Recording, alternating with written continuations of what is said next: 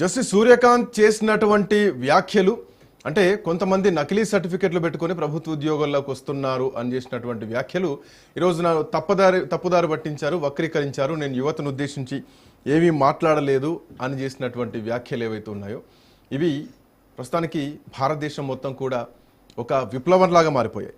ఒక అసాధారణమైనటువంటి డిజిటల్ ఉద్యమంగా మారిపోయింది. ఏకంగా సోషల్ మీడియా ట్రాఫిక్ జామ్ అయిపోతుంది. అధికారిక ప్రజాస్వామిక రాజకీయ పార్టీలకు ధీటుగా దరిదాపు 20 లక్షల మంది ఫాలోవర్స్ తోటి 20 మిలియన్లు దాటి ఆ పార్టీ ముందుకెళ్తోంది. ఎక్కడ ఎన్నికల కమిషన్లు లేదు, ఎక్కడ ఒక్క ఓటు బ్యాంక్ కూడా లేదు, ఎక్కడ పదవుల్లో లేదు, ఎక్కడ పోటీ చేసింది లేదు. కానీ దేశ రాజకీయాలను మొత్తం కూడా షేక్ చేస్తోంది.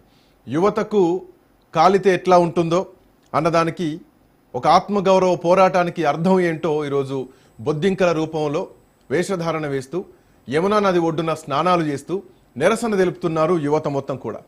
సో రాబోయేటువంటి రోజుల్లో ఎన్నికల ముఖ చిత్రం మారబోతోంది, భారతీయ రాజకీయ ముఖ చిత్రం మారబోతోంది. ఆ రెవల్యూషన్, ఆ ప్రపంచనం, ఆ విప్లవం ఇప్పుడు మొదలైందని చెప్పడంలో ఎట్లాంటి సందేహం లేదు.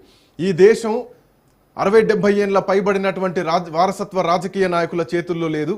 ఈ దేశం యువత చేతుల్లో ఉంది, యువత చేతుల్లోకి తీసుకోబోతోంది అని అవసరమైతే ఉపా చట్టం కింద జైల్లో పెడతామని చెప్పేసి న్యాయమూర్తులను, ప్రధానమంత్రులని, పార్టీలని, ప్రజాస్వామ్యాన్ని ఉద్దేశించి ఈ చెదలు పట్టినటువంటి వ్యవస్థను తిరిగి గాడిలో పెట్టాలంటే బొద్దింకల పార్టీతోటి సాధ్యం అని చెప్పేసి బొద్దింకల రూపంలో యమునా నది ఒడ్డున స్నానాలు చేస్తూ నిరసన తెలుపుతున్నారు యువత మొత్తం కూడా. శేషు సార్, అక్కడక్కడ కొన్ని ఎగ్జాంపుల్స్ మనకు కనిపిస్తున్నాయి. ఆల్ ఆఫ్ సడన్ గా ప్రజల్లోకి వచ్చినటువంటి ఆమ్ ఆద్మీ పార్టీని గెలిపించింది యువతే. అవునన్నా కాదన్నా? అంటే రాజకీయ వ్యవస్థకు పూర్తి భిన్నంగా ఢిల్లీ ఒక ఎగ్జాంపుల్ చూపించేసింది. సరే, ఇప్పుడు పరిస్థితులు మారిపోయినాయి, అది వేరే విషయం. ఆమ్ ఆద్మీ పార్టీ నిలుపుకోలేకపోయింది.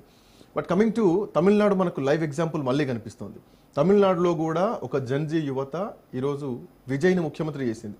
ఒక 60-70 ఏళ్ళ ద్రవిడ ఉద్యమాన్ని, ద్రవిడ భావజాలం ఉన్నటువంటి పార్టీలను మొత్తం కూడా పాతాలను దొక్కేసి విజయం తీసుకొచ్చాను. సో ఇట్లాంటి ఎగ్జాంపుల్స్ మనం చూడొచ్చు. రాఘవ్ చెడ్డా లాంటి వ్యక్తి, సరే బీజేపీ రాకముందు రాఘవ్ చెడ్డా గురించి మాట్లాడదాం. అట్లాంటి వ్యక్తికి ఉన్నటువంటి ఫాలోయింగ్ లేకంగా ప్రధానమంత్రి అవుతున్నారని చెప్పేసి యువత మొత్తం కూడా ఫాలో అయినటువంటి పరిస్థితి. అంటే ఒక వ్యవస్థ లేదంటే ఒక నాయకుడు సరైనగా ఈ యువతకు అట్రాక్ట్ చేసే విధంగా వస్తే ఖచ్చితంగా యువత అట్రాక్ట్ అవుతారు, ఆదరిస్తారని చెప్పడానికి ఇది ఒక ఎగ్జాంపుల్ లాగా ఇది కనిపిస్తలేదా మనకి కాక్రోచ్ జనతా పార్టీ? శ్రీకాంత్, మరి ఇప్పుడు రాజకీయాల్లోకి యువత రావాలని అందరూ అంటారు. అవును, మరి అవకాశాలు ఇచ్చే కాడ ఎందుకు వెనకపోతారు అనే ప్రశ్నే మనకు వస్తుంది. ముఖ్యంగా మన భారతదేశంలో ఏ రాజకీయ పార్టీనైనా చూడండి, యువతని కార్యకర్తలుగా వాడుకుంటారు, యువతని ఎన్నికల క్యాంపెయిన్ కోసం వాడుకుంటారు. అదే అక్కడో ఇక్కడో ఒక ఎమ్మెల్యేనో, ఒక ఎంపీనో, ఒక రాజ్యసభ సీటో, ఒక ఎమ్మెల్సీ సీటు ఇచ్చేసి మేము గొప్పగా యువతకు అవకాశం ఇచ్చామని చెప్తుంటారు కదా. అదే జరుగుతుంది కదా ఈ దేశంలో ఇప్పటి వరకు.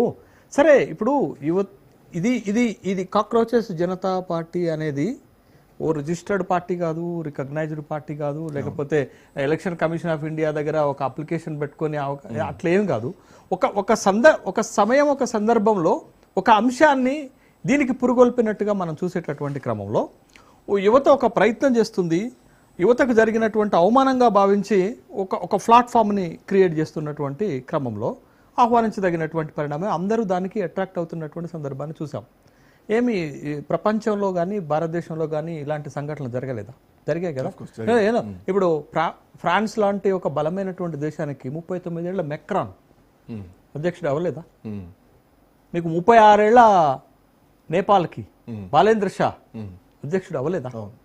మీరు చెప్తున్నటువంటి కాంటెక్స్ట్ మన పక్కన ఉన్నటువంటి శ్రీలంక కూడా అక్కడ జరిగినటువంటి విప్లవం తర్వాత కూడా ఒక యంగ్ 50 years అబోవ్ ఉన్నటువంటి వ్యక్తే కదా ఆ దేశ అధ్యక్షుడిగా వచ్చినటువంటి వ్యక్తే కదా. మంచి వామపక్ష భావజాలతో వచ్చినటువంటి వ్యక్తే కదా. మీరు భారతదేశంలో కూడా మీరు అంటున్నట్టు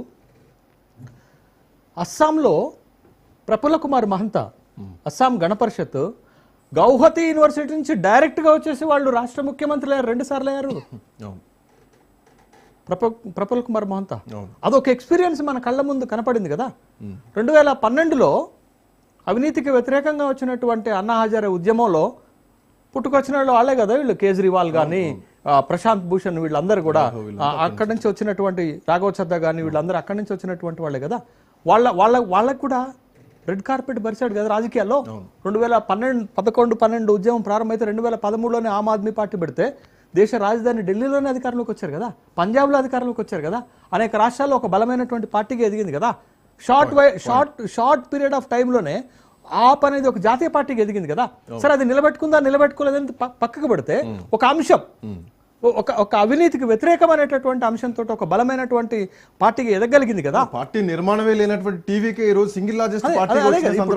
ఇప్పుడు మన పక్కన తమిళనాడు గత 5 రాష్ట్రాల ఎన్నికలు జరిగితే మీకు తమిళనాడుకు వచ్చేసరికి ఒక సినిమా సూపర్ స్టార్ విజయ్, మనం 5 రాష్ట్రాల్లో పంచతంత్రంగా రాజ్ న్యూస్ లో మనం చర్చా కార్యక్రమాలు పెట్టినప్పుడు రకరకాల డైమెన్షన్స్ లో యాంగిల్స్ లో మీ ఆధ్వర్యంలో రాజ్ న్యూస్ వేదికగా మనం తమిళనాడు రాజకీయాలని మనం చర్చించినటువంటి సందర్భంలో మనందరి అంచనాలను తల్లకిందులు చేస్తూ క్యాడర్ లేని లీడర్ లేనటువంటి పార్టీకి 107 శాసనసభ స్థానాల్లో గెలిపించారు.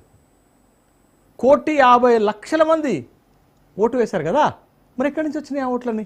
అంటే ఒక కాన్సెప్ట్ మీద, అంటే ఒక 30-40 ఏళ్ళు ద్రవిడియన్ పార్టీల ఆధిపత్యంలో ఉన్నటువంటి తమిళనాడు రాష్ట్రాన్ని విడిపించాలని ప్రజలు కోరుకున్నారు. మార్పు కోరుకునేటటువంటి సందర్భం మీకు తెలంగాణలో తెలంగాణ రాష్ట్రం ఏర్పడిన తర్వాత ఒక దశాబ్దం పాటు తెలంగాణ కోసం ఉద్యమం చేసినటువంటి పార్టీ అధికారంలో ఉంటే ఒక దశాబ్దం తర్వాత